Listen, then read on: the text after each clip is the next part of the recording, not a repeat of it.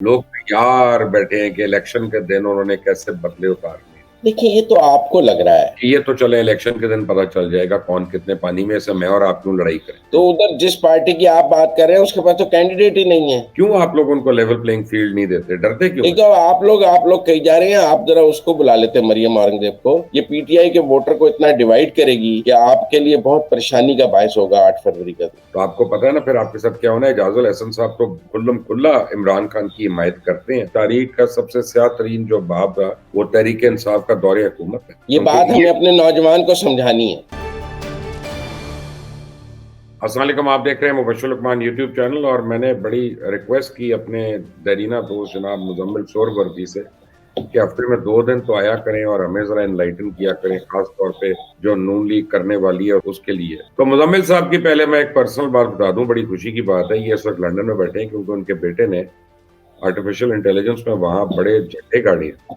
और अल्लाह ताला ने दोनों माँ बाप को बड़ा सुर्खरू किया है और इनकी वालदा को की दुआएं हैं मुजम्मिल की। तो मुजम्मिल आपको बहुत मुबारक हो और आपकी खैर बेगम साहिबा मुबारक। को मुबारक हो। खैर मुबारक। खैर मुबारक आपको भी मुबारक, आपका भतीजा है जी। मेरा भतीजा है और मैं हम्म, तो वहाँ बड़ा खुश हुआ था लंदन में मिलके। और इतना हम्म। ताबेदार बच्चा, इतना सादतमंद बच्चा और इतना ज़हीन बच्चा। और मैं ये सोच रहा हूँ कि इधर अब देखो मियाँ नवाज शरीफ की हुकूमत आ रही है, तो आपके बेटे जैसे जितने भी नौजवान हैं उनका तो अब कोई फ्यूचर नहीं है यहाँ पे। वो तो आर्टिफिशियल इंटेलिजेंस पे कर रहा है, यहाँ तो बेसिक इंटेलिजेंस मिसिंग है। तो मुझे तो ये लग रहा था बस। यकीनन पाकिस्तान में आर्टिफिशियल इंटेलिजेंस और आईटी सेक्टर पे काम नहीं हुआ है और इसमें ग्रो करने के बहुत चांस हैं। अगर हम इंडिया की तरक्की को देखें तो उसकी तरक्की में बेंगलोर और आईटी सेक्टर को बैकबोन की हैसियत हासिल है कि इंडिया ने, इसी तरह बांग्लादेश में। और पाकिस्तान अपने आईटी सेक्टर को उस तरह तरक्की नहीं दे सका है जैसे इसको देनी चाहिए थी पिछले 10-15 साल में। उसमें आप नवाज शरीफ को ज़रूर कसूरवार ठहरा दें क्योंकि पिछले 10-15 साल से हुकूमत तो नवाज शरीफ की थी हाँ, और दरमियान में तो कोई और आया ही नहीं जिसने इस मुल्क में हुकूमत की है। तो आप बिल्कुल दुरुस्त सारा जिम्मा नवाज शरीफ पर डाल दें। लेकिन बहरहाल इस मुल्क में जो तब्दीली के नाम पर भी लोग आए वो भी आईटी में कुछ नहीं कर सके और उसके अलावा भी जो लोग रोटी कपड़ा मकान पर आए वो भी आईटी में कुछ नहीं कर सके और जो खुद को बेस्ट ऑफ द बेस्ट पिंडी से आए वो भी आईटी में कुछ नहीं कर सके। और मैं समझता हूँ कि आईटी जो है वो नौजवानों का मुस्तकबिल है क्योंकि दुनिया आईटी की है। दुनिया आर्टिफिशियल इंटेलिजेंस की तरफ जा रही है, डाटा की तरफ जा रही है। चली गई अब तो। हाँ, चली गई है। और पाकिस्तान के पीछे रहने की एक वजह ये भी है कि हम अपने नौजवान को कि इस तरफ मोड़ नहीं सके। हम उसको बहुत पोलराइज पॉलिटिकल कर दिया हमने उसको, हालांकि हमें उसे आईटी की तरफ ले जाना चाहिए। मुजम्मिल बात यह है कि पिछले 10 साल में मैं वाकई वैसे तो मेरे बेटे ने मतलब ब्रूनेल से मास्टर्स किया आपने बताया, लेकिन he was the only Pakistani. The others were Indians, Britishers, Chinese. को मैं देख रहा था इंडियन जितने थे, चाइनीज थे, रशियन भी मिल जाते हैं, पाकिस्तानी कोई नहीं था। पाकिस्तानी तो हमें हमें डॉक्टर और इंजीनियर बनाने से फुर्सत मिले या सीएसएस का इम्तिहान कराने से, तो हम कोई और चीज करें ना। कोई और काम भाई करे। भाई जी, जो हम खुद नहीं बन सकते हम चाहते हैं हम अपने औलाद पे थोप दें कि तुसी ये बन के दिखा मैंने, क्योंकि दिखा मैं डॉक्टर दो नहीं बनया पर तू बनना तो है बड़ा। तो हम आगे ही नहीं निकलते, हम बच्चों को उनकी मर्जी नहीं करने देते, विच इज सैड। लेकिन हम वोटर्स को भी नहीं उनकी मर्जी करने दे रहे मुजम्मिल। मैं क्योंकि अभी जो टेम्परामेंट देख रहा हूँ ना, लोग तैयार बैठे हैं कि इलेक्शन के दिन उन्होंने कैसे बदले उतारने। तो क्या बनेगा, पीएमएलएन आ जाएगी? देखिए, ये तो आपको लग रहा है और मुझे ऐसा नहीं लग रहा है। मुझे लग रहा है आप सब एक बबल में रह रहे हैं और वो बबल जो है 8 फरवरी को बस्ट होता है क्योंकि पाकिस्तान का जो इंतखाबी निज़ाम है वो कोई मुतनासिब नुमाइंदगी पर या पॉपुलैरिटी के ऊपर बेस्ड नहीं।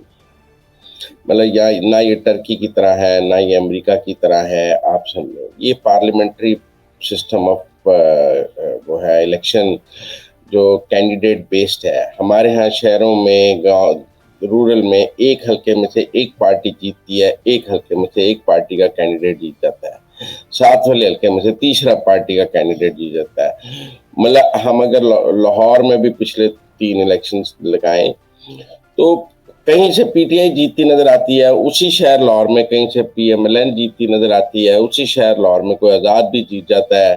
कराची में भी ऐसे ही होता था, एक दौर में कराची बिल्कुल एमक्यूएम का था, वो एब्सोल्यूट सीटें जीतते थे। लेकिन अब हमने 18 में देखा, वहां भी स्प्लिट आया, इस्लामाबाद, कराची, पिंडी, पेशावर, हर जगह स्प्लिट आ जाता है। तो ये कैंडिडेट्स बहुत मैटर करते हैं। 1 करोड़ 30 लाख वोटर नए ऐड हुए हैं, सारे यूथ है। सो व्हाट, तो सारे इनमें अक्सरियत तो आपकी नहीं है। 1 करोड़ 30 लाख जो वोटर ऐड हुए हैं वो सारे 2-4 शहरों में ऐड नहीं हो गए कि आप अर्बन पॉलिटिक्स को देखकर पाकिस्तान की पॉलिटिक्स का फैसला करने लग जाएंगे। ये 1 करोड़ 30 लाख नौजवानों में गांव का नौजवान भी है, ये 1 करोड़ 30 लाख नौजवानों में कस्बों का नौजवान भी है, ये 1 करोड़ 30 लाख नौजवानों में जो है ना छोटे शहरों का नौजवान भी है, रूरल पॉलिटिक्स का नौजवान भी है। तो आप बहुत अंडर असेस कर रहे हैं चीजों को लाहौर शहर में, या आपकी जो आपकी जिंदगी इतनी अर्बनाइज्ड है मुबश्शिर लुकमान साहब।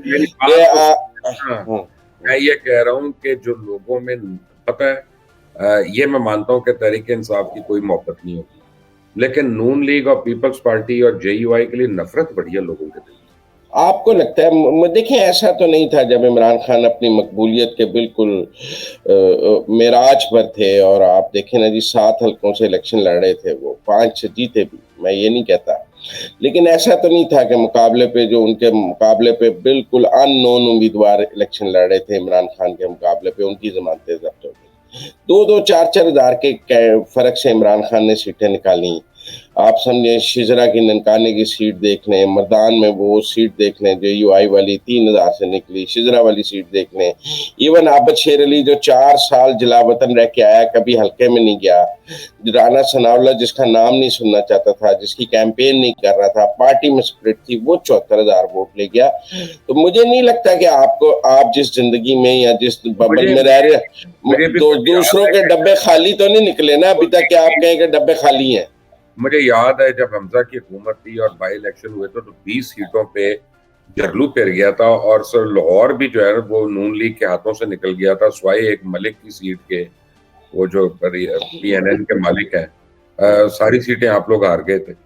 कितने वोटों से? मैं यही कह रहा हूँ, वो मिराज थी इमरान खान की, जब चीफ जस्टिस उसका था, आर्मी चीफ उसे सपोर्ट कर रहा था, जब इस मुल्क में नहीं एक्सटेंशन के लिए डील हो चुकी थी, पंजाब की गवर्नमेंट इमरान खान को देना तय हो गई थी। आप परवेज लाई के बयान तो सुनेंगे, मुझे बाजवा साहब ने कहा जब इस मुल्क की अदलिया जो है वो 63A को रीराइट कर रही थी कि हमने वापस। यकीन करते हैं तो ठीक है, मैं तो नहीं करता। किस पे? परवेज लाई की गुफ्तगू पे आपने यकीन नहीं, आप इमरान खान की गुफ्तगू पे यकीन कर लें, आप असद उमर की गुफ्तगू पे यकीन कर लें, आप और फवाद चौधरी की गुफ्तगू पे यकीन कर लें, आप उमरताब बंदिया, आप मुनीब अख्तर का फैसला पढ़ लें। मेरा मतलब है आपको जिस बात पर यकीन है आप उस पर कर लें। लेकिन सवाल तो ये है कि हमजा के हुकूमत गिराने के लिए 63A भी रीराइट किया जा रहा था और सारा कुछ किया जा रहा था, क्योंकि बाजवा साहब को एक्सटेंशन चाहिए थी, वो बैलेंस रखना चाह रहे थे कि सारा कुछ पीडीएम को नहीं देना।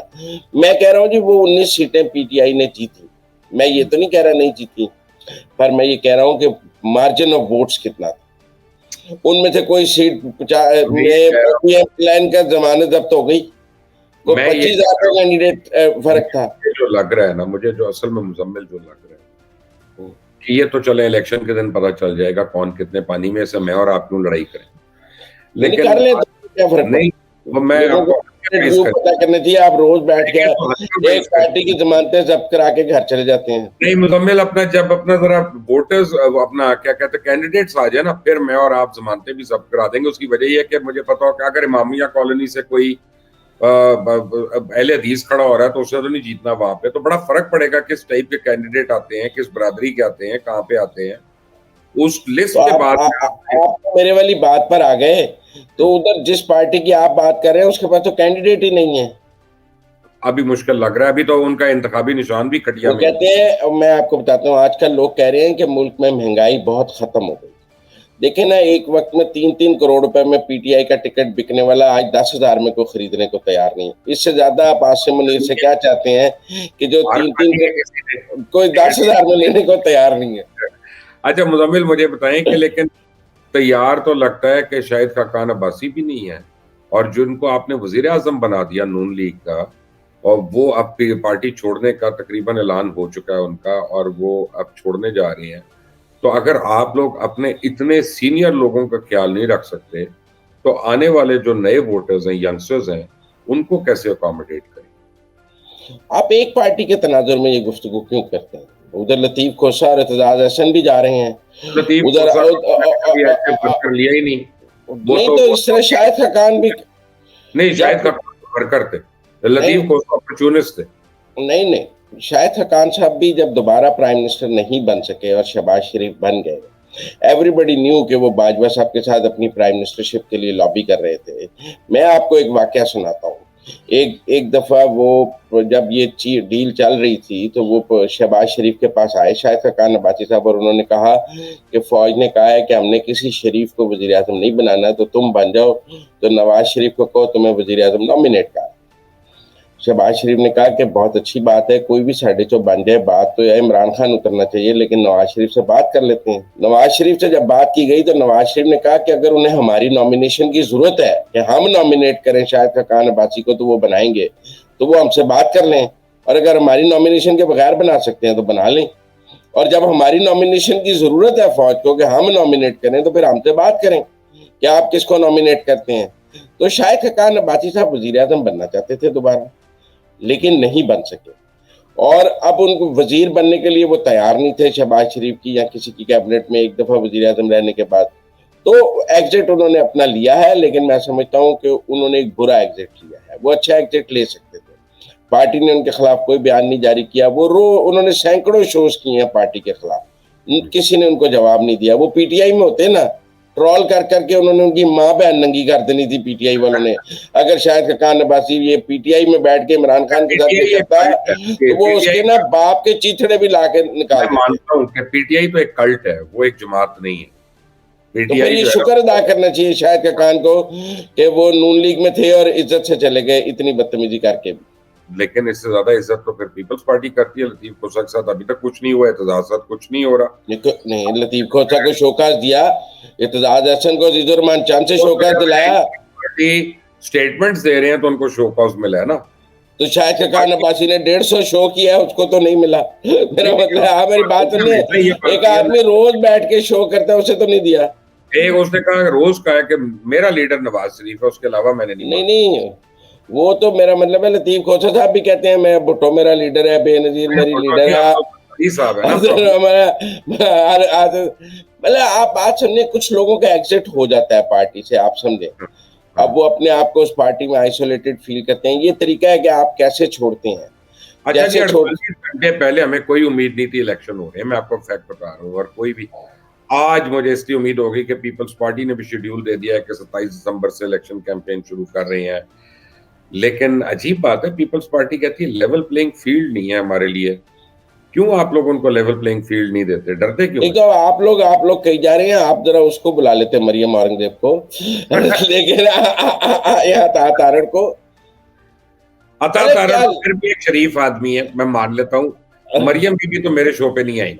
अच्छा नहीं, देखिए, it's a good political narrative Peoples Party के एंगल से देखा जाए।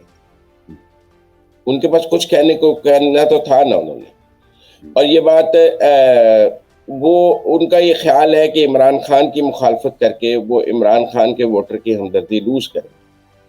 इस वक्त इमरान खान का वोटर एक फ्लोटिंग वोटर है मुख्तलिफ हलकों में, क्योंकि उसका कैंडिडेट ठीक नहीं होगा तो लोग किसी और को भी वोट डाल सकते हैं उसका वोटर, तो वो नून लीग को तो नहीं डालेगा। तो वो सॉफन अप रखते हैं खुद को पीटीआई के साथ, और अब एंटी नवाज वोटर के ऊपर खुद को फिक्स कर रखते हैं। और ये उनकी अच्छी पॉलिटिकल स्ट्रेटजी है कि वो एंटी नवाज वोटर को में, अब पीटीआई का वोटर भी एंटी नवाज वोटर है, पीपल्स पार्टी का वोटर भी एंटी नवाज वोटर है। तो वो एंटी नवाज वोटर को क्लब करने के लिए कि कितना भी वो क्लब कर सकें, क्योंकि उनका ये ख्याल है कि जो पंजाब में उनका वोटर है वो नून लीग तो नहीं ले गई, पंजाब में उनका वोटर चुराया तो पीटीआई ने है ना उनसे। तो अब वो वोटर अगर वो वापस लेना चाहते हैं और उनका ख्याल है कि पीटीआई इस वक्त कमजोर है, इमरान खान जेल में है, उसका वोटर जो है वो कमजोर पोजीशन में होगा, तो उसके वोटर पे हाथ डाला जा सकता है, चोरी या नकब लगाया जा सकता है, तो वो उसकी कोशिश में एक अच्छी स्ट्रेटेजी पॉलिटिकल बना रहे हैं। मैं उसको बुरी पॉलिटिकल स्ट्रेटेजी नहीं कहता। अब ये कितनी प्रोडक्टिव है और कितनी काउंटर प्रोडक्टिव है, ये तो 8 फरवरी को पता लगेगा। क्या पीटीआई का वोटर नून लीग की मुखालफत में पीपल पार्टी को वोट डाल देगा या नहीं डालेगा, मुझे नजर नहीं आता। ख्याल है कि डाल देगा, इस्तेकाम पार्टी को नहीं डालेगा, उसका मुझे जरा मुश्किल लग रहा है। देखिए, उसमें भी मैं समझता हूँ इस्तेकाम पार्टी के जो कैंडिडेट्स हैं उन्होंने पिछले 10 साल पीटीआई की सियासत की, नून या की सियासत तो नहीं की। आप मेरी बात समझे ना, उनके हलकों में उनका धड़ा जो है वो पीटीआई का धड़ा है, नून का धड़ा तो नहीं है। वो जब अपने हलकों में जाकर जिस आजाद लड़ेंगे, इस्तेकाम पाकिस्तान पार्टी से लड़े, तो वो पीटीआई के धड़े में ही डेंट डाल रहे होंगे ना, वो नून के धड़े में तो डेंट नहीं डाल रहे होंगे। उनको मिलना कुछ नहीं वहां पे। सर 5000 वोट भी बहुत वोट होता है। अगर आपने किसी का मुझे याद है 93 के इलेक्शन में जब हमने काजी हुसैन अहमद से जाके पूछा कि आपका इस्लामिक फ्रंट पूरी तरह हार गया, तो उन्होंने मेरे आगे लिस्ट रखी कि मेरी वजह से नवाज शरीफ 27 सीटें हार गया। यही फर्क है नवाज शरीफ की जीत और हार में। तो समटाइम्स आपका खड़ा रहना जो है वो अगले को इतना बुरा हरवा देता है कि आपको समझ ही नहीं आती है। मुझे लगता है आईपीपी और पीपल्स पार्टी की ये जो पॉलिटिक्स है, ये पीटीआई के वोटर को इतना डिवाइड करेगी कि आपके लिए बहुत परेशानी का बायस होगा 8 फरवरी का दिन। अच्छा, अब आप मुझे सही बताएं कि रियलिस्टिकली स्पीकिंग काजी फाइज साहब को क्रेडिट जाता है, उन्होंने इलेक्शन तो करवा दिए, और अब जो उन्होंने एक अपने ऑर्डर में लिख दिया है ना, मिसकॉन्डक्ट का लफ्ज जस्टिस बाकर नकवी के लिए, तो मैं कन्विंस्ड हूँ बाकर नकवी साहब जो है वो अब टर्मिनेट होने वाले हैं। क्योंकि जब जज के लिए आप मिसकॉन्डक्ट लिख दें और वो भी चीफ जस्टिस लिखे, तो वो एक किस्म का टर्मिनेशन ऑर्डर है, नथिंग शॉर्ट ऑफ दैट। अब ये भी चले जाएंगे, मुजाहिद नकवी साहब भी चले जाएंगे, लेकिन 24 अक्टूबर को एजाजुल एहसन साहब ने आना है। तो आपको पता है ना फिर आपके साथ क्या होना है। एजाजुल एहसन साहब तो खुल्लम खुल्ला इमरान खान की हिमायत करते हैं। तो उमर बंदयाल भी करते थे। हाँ, तो वो 14 मई को इलेक्शन करा सके, बड़ी मुश्किल से। काजी फायद ईसा तो 8 फरवरी को करा। फर्क देखा आपने काजी फायद ईसा और उमर बंदयाल में? इसलिए कि अभी पार्लियामेंट नहीं है। फायद साहब अपनी मर्जी कर लेंगे, पार्लियामेंट होती तो बड़ा मुश्किल होता। तो फिर जब एजाजुल एहसन आएंगे तब पार्लियामेंट होगी। आपने मेरे सवाल का जवाब दे दिया, मैं खुद नहीं देना चाहता था, आप मेरे ट्रैप में फंस गए।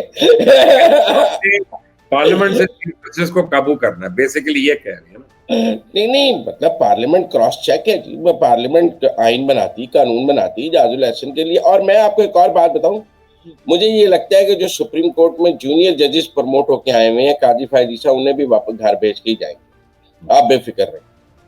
वो पिछले दिनों मैं देख रहा था, सुप्रीम जुडिशियल काउंसिल के नए रूल्स और कवायद बन रहे हैं, वो ये तय हो जाएगा कि जी जूनियर जजेस प्रमोट नहीं हो सकते, और ये जो जूनियर आए हैं ये वापस रिस्पेक्टिव हाई कोर्ट्स में चले जाएंगे, और सुप्रीम कोर्ट में 4 सीटें और खाली हो जाएंगी और लोग मेरिट पे, सीनियरिटी पे प्रमोट होकर ऊपर आ जाएंगे। तो एजाजुल एहसन तो ऐसे चीफ जस्टिस होंगे जिनके साथ 4 जज भी नहीं होंगे। ये तो आप शुक्र करें कि जो chief justice Lahore high court है ना, ये जनवरी में रिटायर हो रहे हैं, वरना मुझे लग रहा था इनके ऊपर भी तलवार गिरने वाली। नहीं, उन्होंने तो सुप्रीम जुडिशियल काउंसिल में मुज़ाहिर नकवी के खिलाफ वोट डाला है, ऐसी बात तो नहीं है। नहीं, लेकिन और चीजों पे तो जैसे ये बाकर नकवी वगैरह के साथ अपना वो खड़े ही थे ना, वो तो सपोर्ट कर रहे थे इन चीजों को। यकीनन लाहौर हाई कोर्ट, देखिए जी, सबसे लाहौर हाई कोर्ट पर जो सबसे बड़ी बात इल्जाम है वो, और पेशावर हाई कोर्ट पे, वो 9 मई के मुल्जमान को थोक में जमानतें देना है। मतलब उन्होंने 9 मई के मुल्जमान को जिस तरह जमानतें दी हैं, ऐसे तो आम जुर्म के मुल्जम को जमानतें नहीं मिलती जैसे उन्होंने जमानतें दी हैं, और रियासत को मजबूर किया है कि वो उनको अपनी गिरफ्त में रखने के लिए और मुकदमात बनाए। वरना मेरे हिसाब से तो 9 मई के मुकदमात काफ़ी थे उन्हें जेल में रखने के लिए, लेकिन चूंकि हमारे ये दोनों रिस्पेक्टिव हाई कोर्ट्स, पेशावर और लाहौर हाई कोर्ट्स ने जमानतें ऐसे दी हैं जैसे 9 मई को जुर्म ही नहीं था, जिसके नतीजे में रियासत को अपनी रिट कायम करनी पड़ी है। तो मेरे नज़दीक ये नजफी वाला तो छोटा बात है। असल बात तो ये है कि इस मुल्क की अदलिया ने जिस तरह 9 मई के मुल्जमान की सहूलतकारी की है, वो रियासत को कैसे काबिल कबूल हो सकती है।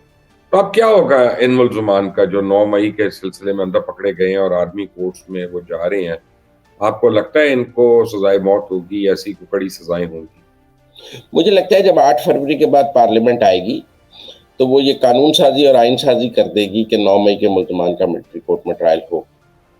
वो तो होना है। अच्छा, और उसके लिए जो कानूनी सुकम मौजूद हैं इस वक़्त अदलिया की नज़र में, वो दूर कर दिए जाएंगे पार्लियामेंट से।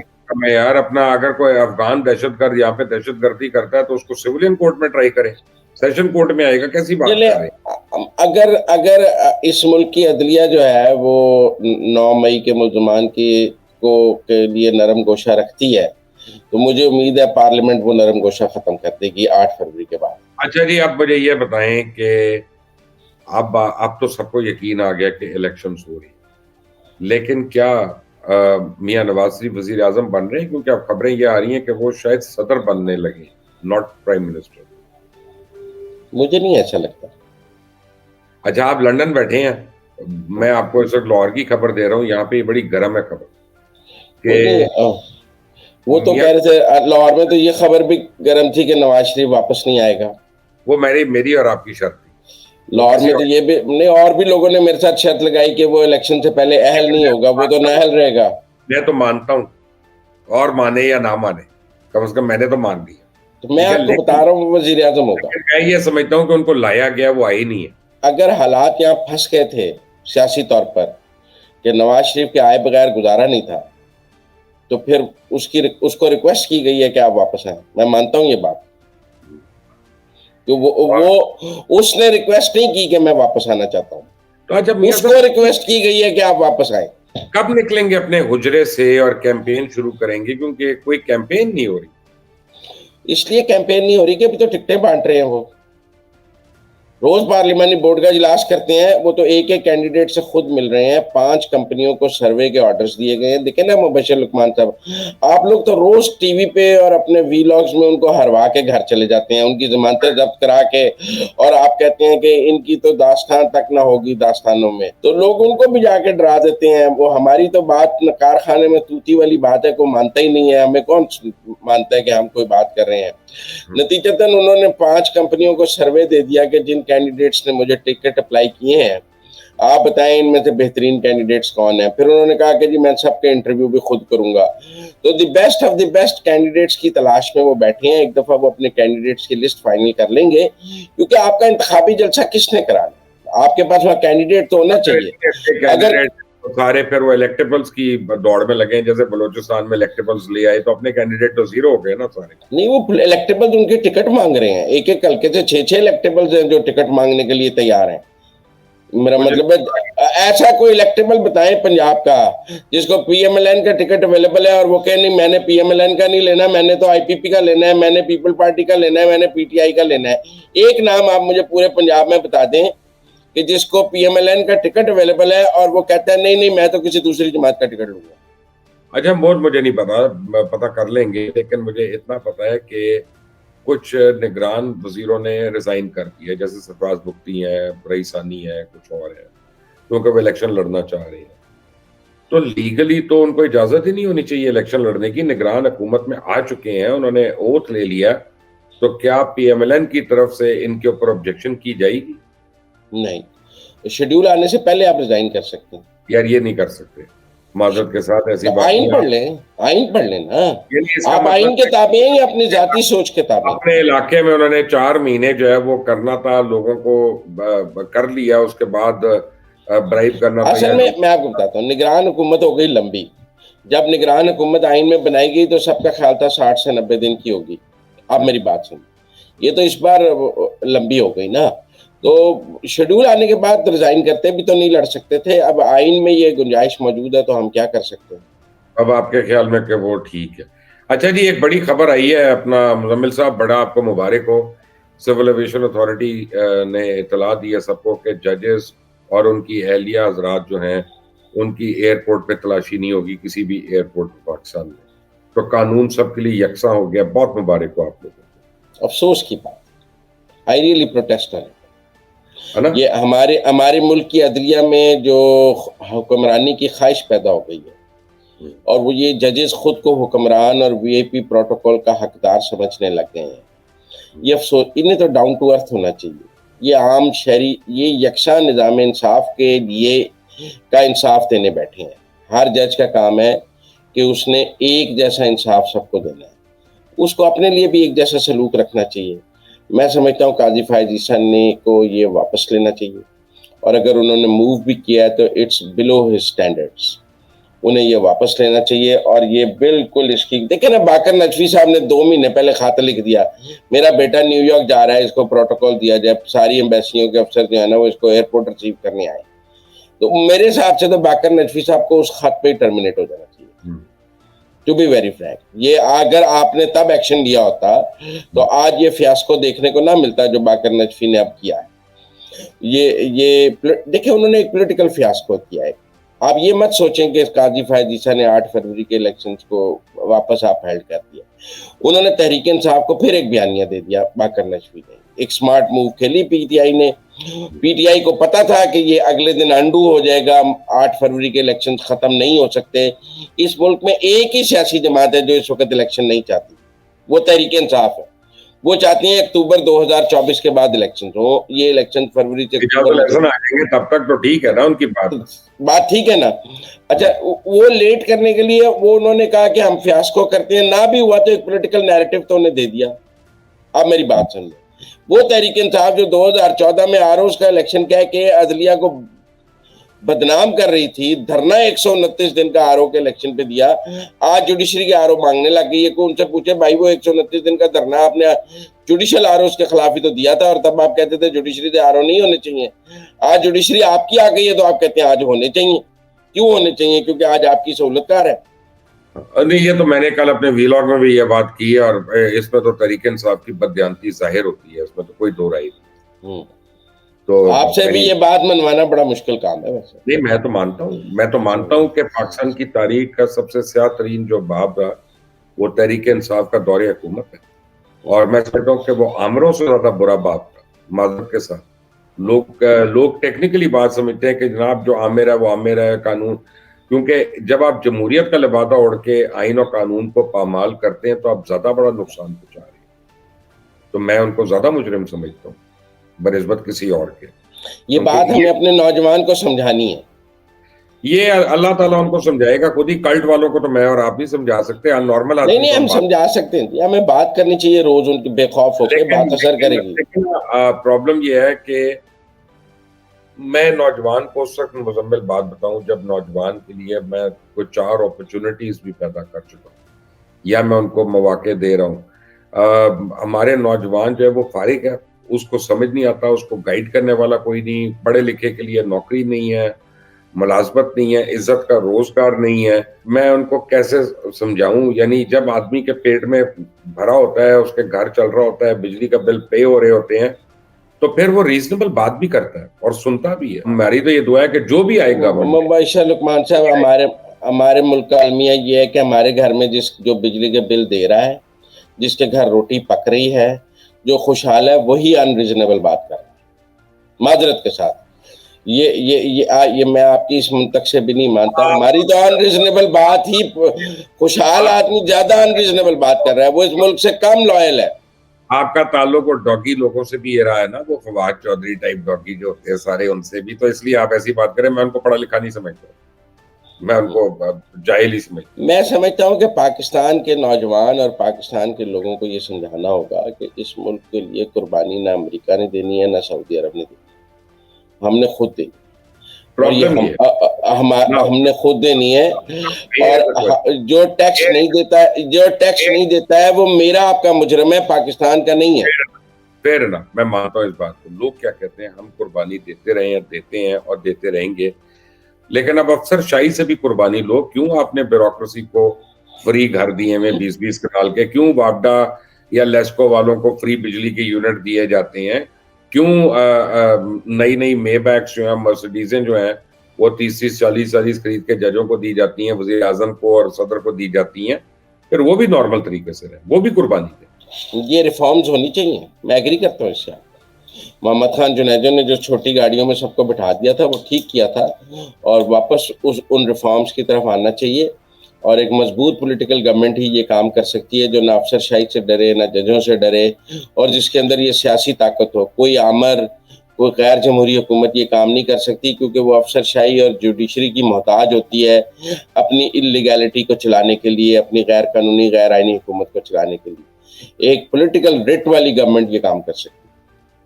मुजम्मिल सोहरवर्दी, आपका बहुत बहुत शुक्रिया। हफ्ते में 2 दफा कोशिश करेंगे आपके साथ हम तबाज़माई करें, ताकि लोगों को एक कॉन्फ्लिक्टिंग ओपिनियन, डिफरेंट ओपिनियन भी पता चले, सिर्फ हमारी बात ना पता चले। But thank you for joining and once again congratulations on your son's achievement. Very, thank very, you, very thank you, noble. Thank you.